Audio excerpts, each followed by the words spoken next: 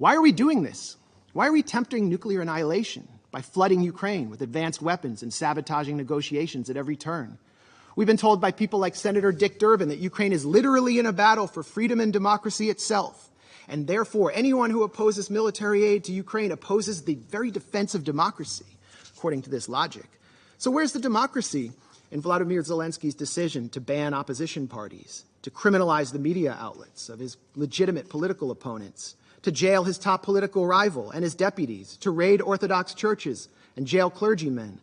Where is the democracy in the Ukrainian government's imprisonment of Gonzalo Lira, an American citizen, simply for challenging the official narrative of Ukraine's war? And where is the democracy in Zelensky's recent decision to suspend elections in 2024 on the grounds that martial law has been declared? The answer is that Ukrainian democracy is harder to find these days than that country's commander-in-chief, Valery Zaluzhny.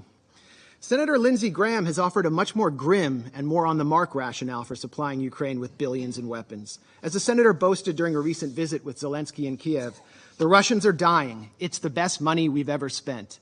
I repeat, the Russians are dying. It's the best money we've ever spent. And Graham has also said that Americans are ready to fight this war down to the last Ukrainian. While official casualty numbers are strictly classified, we must worry that Ukraine is well on its way to fulfilling the senator's ghoulish fantasies.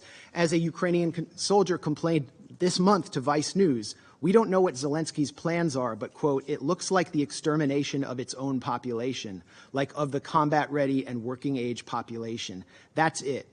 Indeed, military cemeteries in Ukraine are expanding almost as rapidly as the Northern Virginia McMansions and beachfront estates of executives from Lockheed Martin, Raytheon, and assorted Beltway contractors benefiting from the second highest level of military spending since World War II.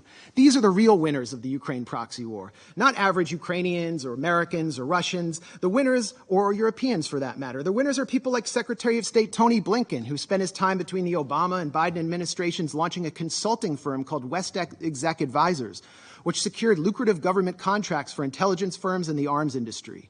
Blinken's former partners at West Exec include Director of National Intelligence Avril Haines, CIA Deputy Director David Cohen, former White House Press Secretary Jen Psaki, and almost a dozen current and former members of Biden's national security team. Defense Secretary Lloyd Austin, for his part, is a former and possibly future board member of Raytheon, and an ex-partner of Pine Island Capital Investment, which collaborates with West Exec and which Blinken himself has advised. Meanwhile, the current U.S. ambassador to this body, the UN, Linda Thomas Greenfield, is listed as a senior counsel at the Albright Stonebridge Group, a self-described commercial diplomacy firm that also finesses government contracts for the intelligence and arms sector, and which was founded by Madeleine Albright, infamously known for her comments that the deaths by sanctions of 500,000 Iraqi children were worth it.